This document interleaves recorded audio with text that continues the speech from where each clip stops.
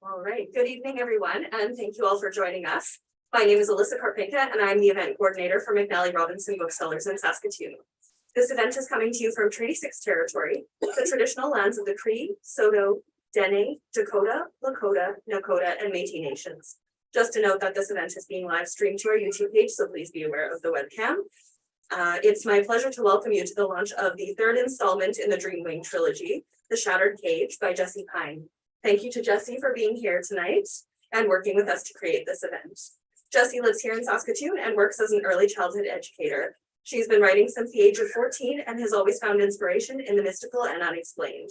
She lives with her cat Simon and her collection of over 100 dragon stuffies and statues. We will now hear from Jessie. Please give her a warm welcome.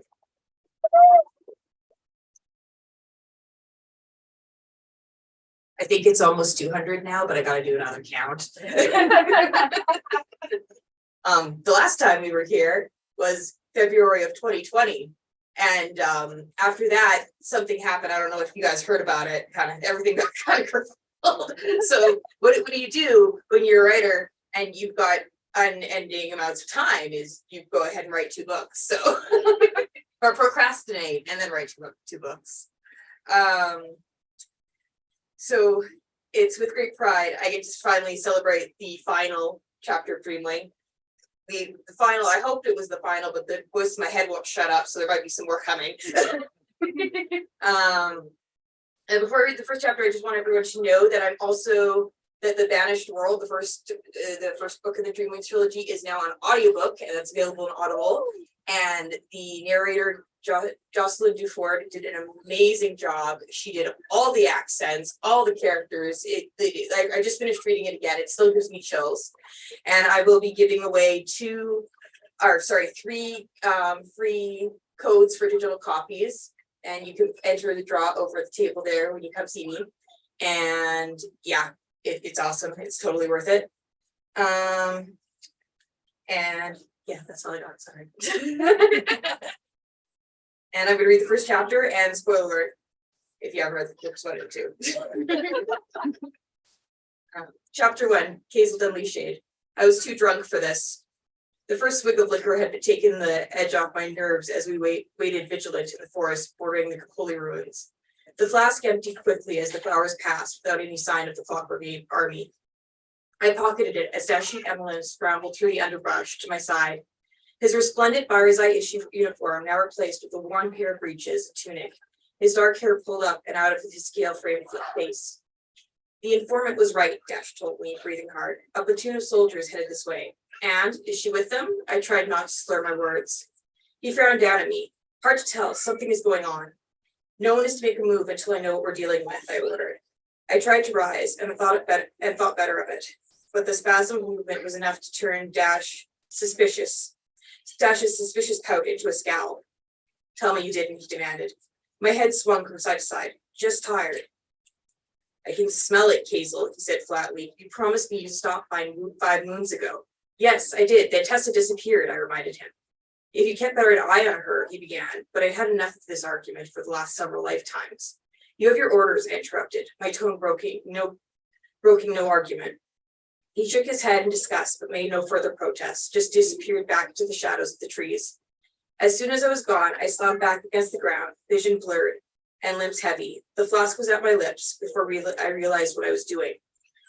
I considered throwing it away when Dash returned. His face was etched with fury as he snatched it from my hand. I can't believe you, he shouted. After everything, you think you would take this a bit more seriously.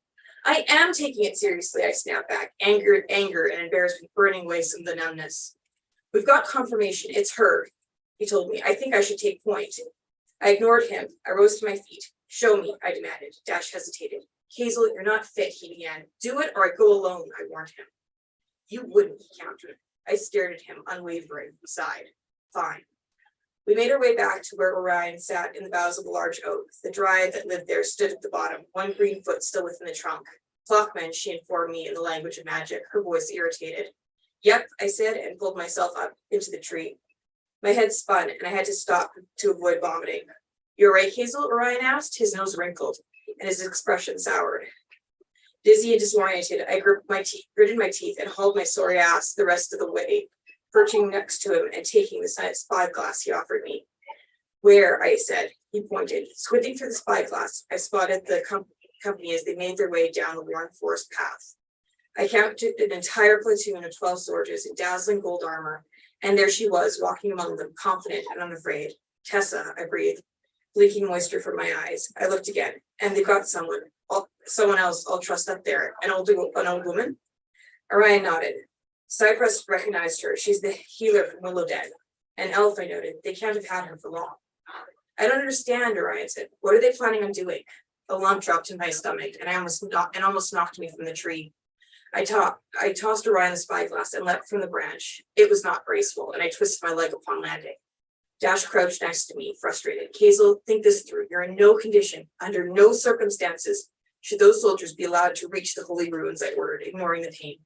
"Gather the others and get them right into a position to ambush." "And what about Tessa?" Dash demanded. "An ambush isn't going to work." I grimaced. "Right, you're right. Any move we make will be detected." Orion made his way down from the tree, landing better than I had. "What are they trying to do?" he asked again, face pale with worry. My head throbbed and my throat ached for another swig from my flask. "It doesn't matter. Get the others to surround the ruins. We'll foil their plot if we can distract them and free the healer. Dash, with me." While Orion went to rally the others, I let a bemused Dash into a wide arc parallel to the soldiers, rushing ahead towards the gate. I fought to focus on the ground's vibrations, concentrating on the others as they got to position. We crouched in the shadows. The company approached. The poor healer dragged behind them like a grain sack. Dash shifted, anxious. "Whatever you're planning, I think you should reconsider." "Shut up," I snapped. "Hazel, we can't win this," he urged. "There's too many of them." A familiar voice echoed through the forest, catching me off guard and sending my heart into a panic rhythm. "Hold for a moment." Tessa's voice carried through the forest, smooth as ice. The soldiers stopped. I held my breath. She strolled towards the front of the company, reaching up with gloved hand to lower the hood of her regal blue coat. Her dark dress had been elegantly styled and pinned in a complicated braid. Her pale skin almost glowed in the dim light, marred slightly by the faded pink scars trailing up the right side of her face, a memento of the rot. The memory of the last time we were together spiked to the forefront of my mind, Tessa begging me while she lay broken in the healer's tent. "Hiding in the shadows is very unbecoming of you, Hazel," she said. My blood turned to ice in my veins. "Hazel," dashboard. "No matter what happened, get to the healer," I told him, rising. "Hazel, no!" He reached to grab me, his fingers brushing my arm as I stepped out into the path. Squaring my shoulders and feigning confidence I didn't have, my eyes met her vibrant green gaze for the first time since Rainey and Thorne left Dreamwing 13 moons ago. Of course, it was not Tessa who looked back at me. "I know what you're trying to do, Michael," I said, forcing the words through my numb lips. "I can't let you." "Must we?" Michael said through Tessa's lips, exasperated. "You're refusing to let me pass and attempt to distract me while your rebel friends surround us in a foolish attempt at an ambush. All you do is fruitlessly shorten their lives." My face burned and my eyes watered. "By the magic, Tessa, I am so sorry." "Don't beg, dear," Michael snapped. "It demeans us both." "Tessa," I went on. "Tessa, please, I'm here. You need to fight him." Michael scoffed. "Tessa is unavailable, and you are far too late." He lifted his arms, flashing the bracelet which bore my cursed enchantment. "You craft your spells well, Hazel. There will be no breaking free this time." Rage flooded my body. I let out a fierce cry, the ground quaking beneath our feet, casting the soldiers to the ground. Michael remained unaffected, staring at me impassively. He raised a hand, and the air was cold to my lungs. I clawed at my throat, the world narrowing to two fierce emerald eyes. Dash exploded from the tree line, hands raised, sprinting towards Michael, and I could breathe again. I dropped to my knees, gulping down air. The buzz of Dash's magic stuttered and faded as he was caught in Michael's grasp, his limbs twisting at horribly unnatural angles. "No," I choked. "Foolish," Michael said. There was a terrible sound of crunching and splintering bone. Dash went limp, and with a swift wave of his hand, Michael discarded him. His body crumbled beside the path like a rag doll. "Foolish," Michael repeated. I was on my feet and charging blindly towards Michael before I knew what I was doing. Of course, he stopped me, freezing my body inches in front of Tessa's smirking face. "Hold her," he ordered, and two cloth hands rushed to obey, grasping my frozen arms tightly. Bring forward the sacrifice. The healer was dragged forward. She struggled wildly as Michael led the way up onto the dais of the holy ruins. Circling the crumbling marble pillars in a ritualistic motion, murmuring incantations. Attack! A voice yelled from the treetops, and the rebel warriors swarmed the soldiers all at once. The clock hands threw my frozen form to the ground in a favor of drawing their weapons. I found myself face down, nose pressed to the dirt, while the sounds of battle echoed through the forest. Hands found me, my voice whispered an incantation. My body sagged, and I struggled to my feet, barely acknowledging my rescuer as I drew my whip, launching myself into the dais and towards Michael. He already had the healer by the throat, draining her life force. The soldier intercepted me, blocking my strikes with their sword. My whip caught around a blade, and the soldier jolted me forward, pulling me off balance. I fell forward in a roll, dodging around the soldiers and springing up at their backs. A flick of my wrist jerked the sword from the first one's hand, while the other ran face first to my elbow. I flicked my whip again, catching the first soldier around the throat just as the magic around us trembled and the old healer made a feeble cry. Her body crumpled. Michael stood before a vibrant glowing portal, flashes of a strange alien world filled with metal mountains and a true blue sky.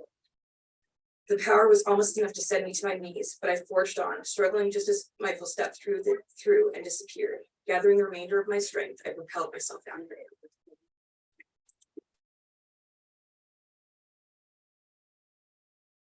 I will take any questions you might have. No pressure. I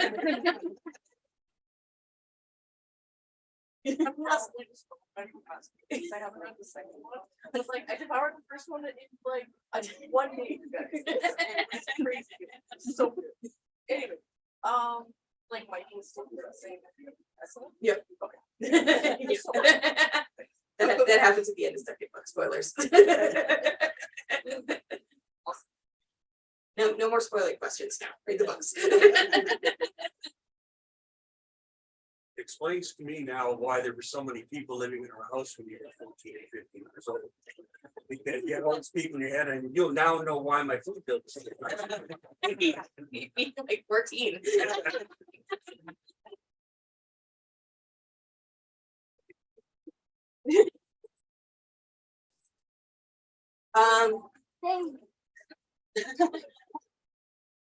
Originally, Tessa, it was originally based off of me, but then she kind of morphed and became her own person.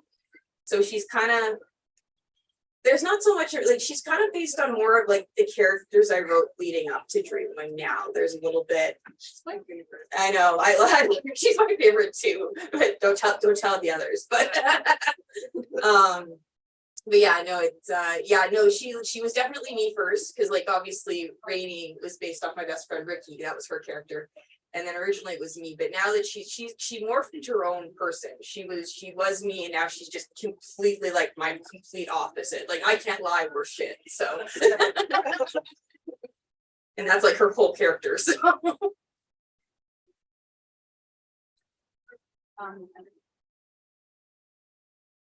thank you. Yeah, so when I went for Dreamwing, because I love like everybody here loves fantasy, but my thing about it was always like you're putting these children, and I remember being 16, 17, 18, and I was not equipped to save the world at all.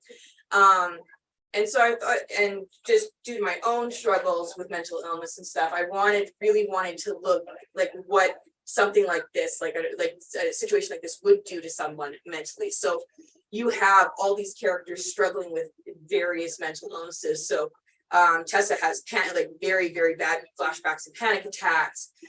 Lauren has anxiety and OCD. Kazel has ADHD and PTSD. And also and as you can see, substance abuse issues. And Randi after this becomes like very, very heavily anxious and panic attacks. But then also I've got background characters who are also suffering from Alzheimer's and PECs and bipolar disorders. And a lot of these mental illnesses are never named. I'm just doing the research and presenting the symptoms. Thank you, Mom. The symptoms as you would see them presented in a person. And I think that helps people see themselves in these characters by not necessarily needing that label, but seeing things, hey, like I do that too. And then Jeremy, who is also my second favorite character, who is autistic. Once again, I never labeled him as autistic at all in the book, but I did go and I interviewed 3 terrific people who all have autism, and they gave me such vital insight on how it works and the symptoms and stuff. And I even, like me having ADHD, even said, holy crap, I do a bunch of these things too. So it's not necessarily about your label, but about seeing other people dealing with the same things that you are and being successful. I mean, maybe not well, maybe not elegantly, but they're still able to do it. And I mean, hey, if a 15-year-old girl can wield Excalibur, I mean, what can you do? Thank you for your question.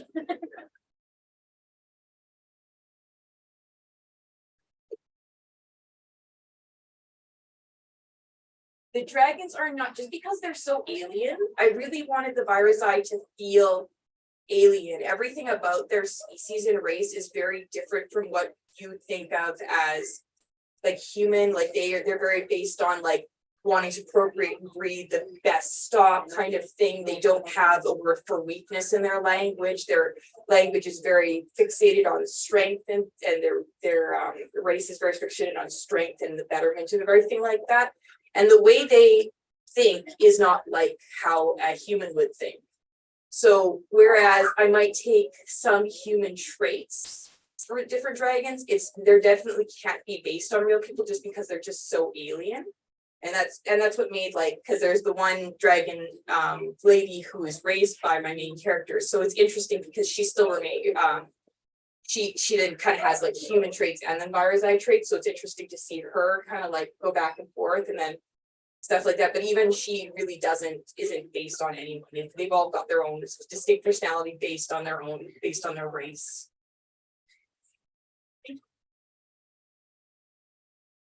What time of day do you find best for writing? When I was younger, late at night, and then I got a full-time job. So now, like, I guess it's just like whenever I can find time. Sometimes, like with ADHD, sometimes it's really hard to get going.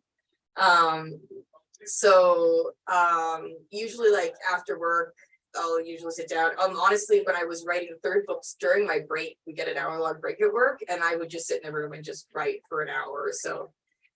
Having no distractions, that works for me. But yeah, just whenever I have time, I try. Like it's hard for me to get like in a routine and stuff. So yeah, it can be really challenging. It can be a real challenge to finish a book, I find. But like I can do it, and I prove myself I can do it. So it's gotten easier every single time. So You base this on any other books that you read when you started writing this? Was it based on things that you've seen or read or whatever? it was based on things that I had seen that I didn't think were very plausible. Like in Narnia, when the 4 kids go to the world and they're like, oh, this wardrobe has a door to another world, cool. But let's become kings and queens. Like, kids don't really act that way. Are you kidding me? Melted down. And they do. So no, yeah, because it is like I do mention when I give the synopsis to everybody, I said, you know, the trope of the hero goes to the fantasy world and saves the day. And it's like, well, my trope is the hero goes to the fantasy world, says, here I'm here to save the day. And people are like, we've been fighting this war for 200 years. You're a literal child. Please put that down. You're going to hurt yourself. And she does. So it was, yeah, no, it's like, it's actually like a really big accumulation of like tropes that you find throughout literature, and just kind of like turning them on their head and saying, okay, but if that was a real thing, this is what really happened.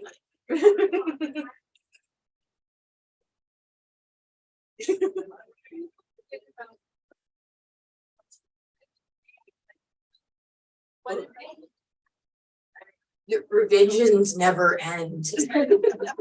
I read this passage and I noticed that I put words instead of worlds. And this went through 3 editors. It's okay. He heard it. He could stay there. No, yeah, because I will say, and any author will say, it is like 10% is writing the book and it's 90% of revising the book. The thing that really, here's my big advice. The thing I had to stop getting hung up on is when I was doing the first draft, you just write the first draft. You don't go back and edit it once you just put it all out. Give yourself, like, write the entire thing front to back, and then you can go back and change it. And I honestly, like, I think every time I've gone back and changed the entire book, like plot points, characters, like when character disappeared, come back, and like but yeah, like that's the one thing you've got to do. If you're going to write a book, you've got an idea, just start from the start, write all the way through, and then you can go back. Because if you just keep going back and revising, you're never going to get done. I really like the character of Michael, and I think it's so, like, he's so interesting. He's really fascinating, especially because he's a character that lives inside another character's body. Like, he's takes out real estate and then somebody else, and We call that a squatter. that's really, maybe like almost a thing. I took, actually, thank you for bringing that up. I took inspiration from, I follow lots of people with dissociative identity disorder. I took lots of inspiration from that, but I specifically didn't want to compare it to that because it's not really the same thing. Whereas associative identity disorder are personalities that children will create to protect themselves from abuse or trauma and stuff. So these are created personalities, whereas Michael is an interloper. He's a parasite. He came in and he's not protecting. He's not there to serve a person. He's an antagonist. So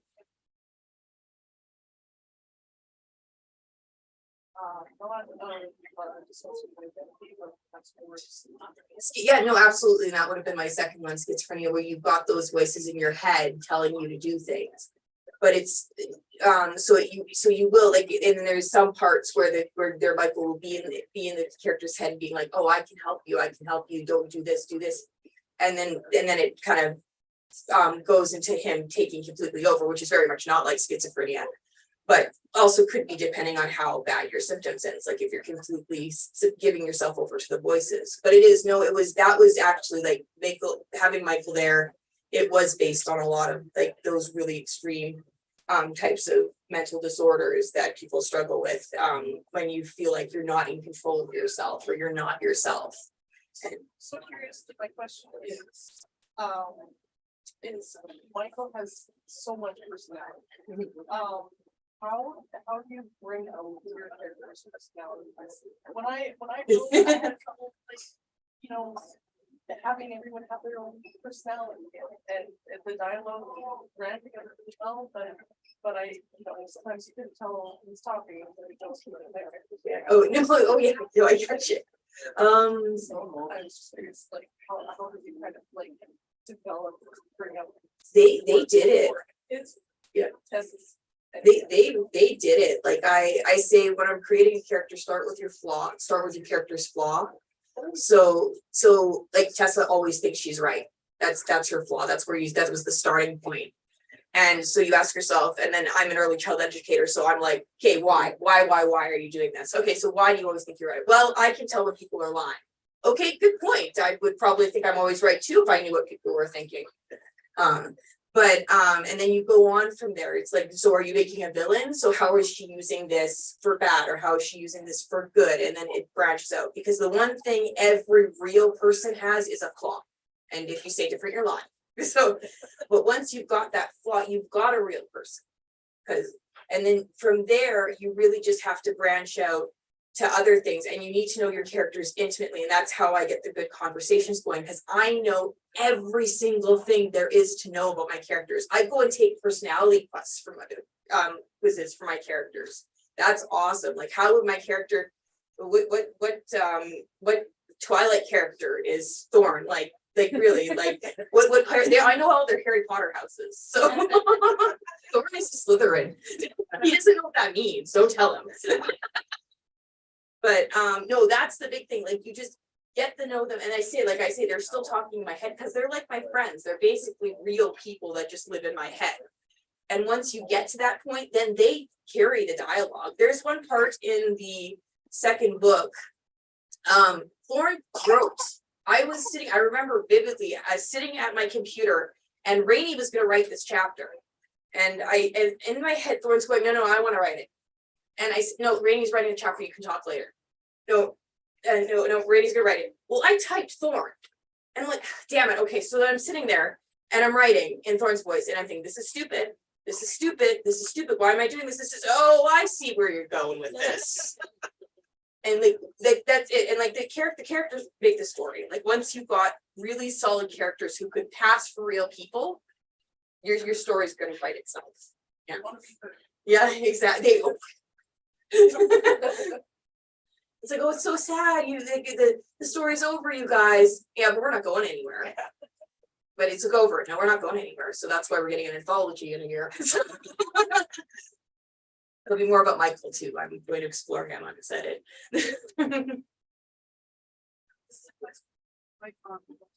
Oh, okay. Says Hi, hi. Lord. He says, what's next after the trilogy? Well, like I just said, I'm going to write an anthology, which is consistent of short stories, based around the characters.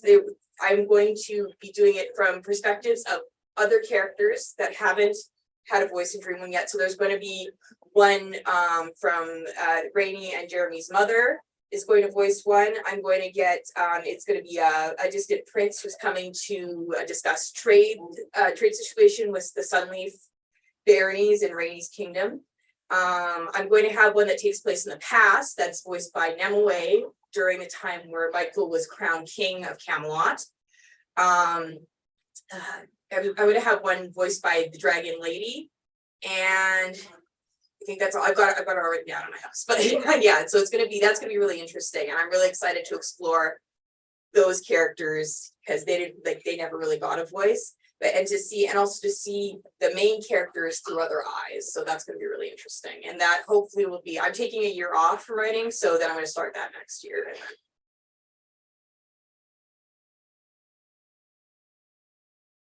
So could you do this from somebody else's point of view? Like one of the characters that wasn't your main character?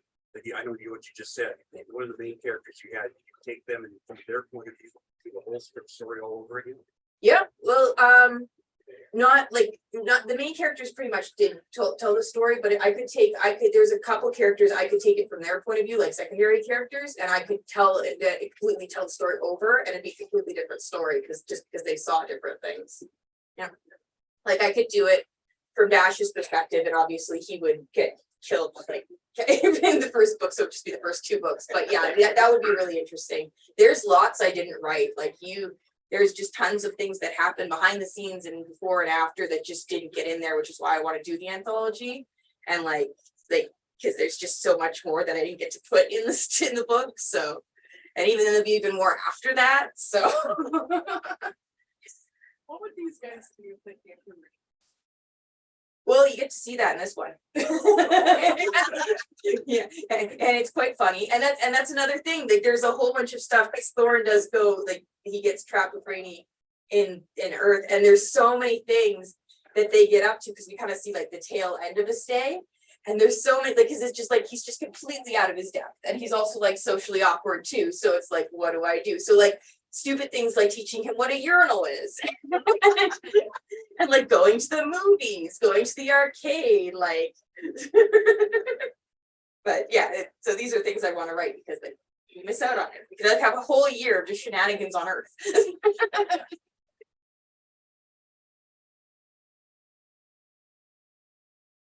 I'll keep talking, unless you guys are time to listen to me.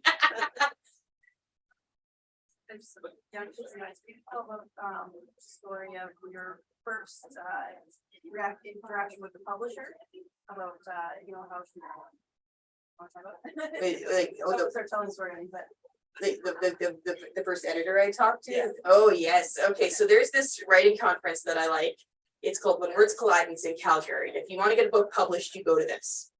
Unfortunately, they're saying this is last year, but we're hoping that it'll get picked up by another company. So fingers crossed. But so I went there the very first year. It was my Auntie Maureen, who I think might be watching or maybe watching later. She goes every year as a reader, and she wanted me to come to this. So I wrote it was one of my million first drafts of my first chapter. And I went to, you can go to these things called blue pens, and an actual editor will read over your first few pages, and then you can sit with her and they'll give you criticism. I was ripped to shreds. I have the picture of how much red was on those pages, and it is like a murder scene. And it was like, it was like you get out of that. It was the first thing I did. It was the very first thing I did. My aunt said after that, we really shouldn't have been the first thing you did. And I went back to my hotel room and I just looked at this and I'm like, oh my God. But I took her advice and I scrapped everything and I rewrote it and I did more research and I figured out what I wanted and what I needed to do. And I got other people's advice. And I went back the next year and I saw her again. And I said, hi, Ella, do you remember me? And she said, yes, Jessie, I do remember you. And your pages was the one was the one story that I enjoyed the most this year. So, and that was the year I got it. I got picked up by Nancy Bell, my publisher, and got it started. So, and I'm not saying like I'm kind of a Cinderella story, like you're definitely gonna encounter like lots of rejections, and you need to, and you really do need to write for the certain publisher. Like everybody, like the thing I learned a lot too going to these conferences is every publisher, every editor has a different idea of how your work should be. There was a lot of conflicting advice I was getting. So you really have to write for your publisher and for the genre and find out what, and do your research for each publisher and find out what they like and what they're expecting from you. It's not just about, like, it's about writing for yourself, because don't write if it's not fun. If it's not fun, don't do it. But also, if you really do want to get your work published, you do need to make sure you do your due diligence and do your research and find out who it is your audience, like your publishing audience is, and what they're expecting from your work.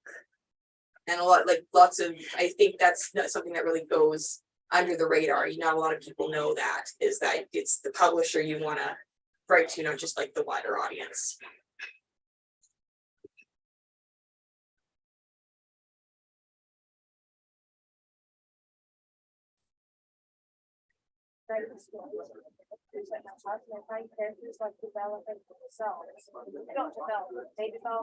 Oh yeah, you got it. Yeah, no, and they don't write this, and you don't write the story, they do. there's I didn't even know Thor had OCD until Marissa pointed it out to me. She's like, he's got OCD. I said, what? Are you? Oh yeah, I guess he does. She's like, don't you know? And I said, no, they do their own thing. They do whatever they want. Oh no, my favorite quote is people think I write stories. No, I just watch them do stupid stuff and write up the incident reports. So but like honestly, writing these books and getting to share this story, like this has been the most rewarding time of my life. I'm so excited to keep doing it. I'm so excited I get to keep doing it because I got wonderful people like you supporting me, and I just thank you all so much for letting me do what I love in my free time. This is the best. So thank you, everybody.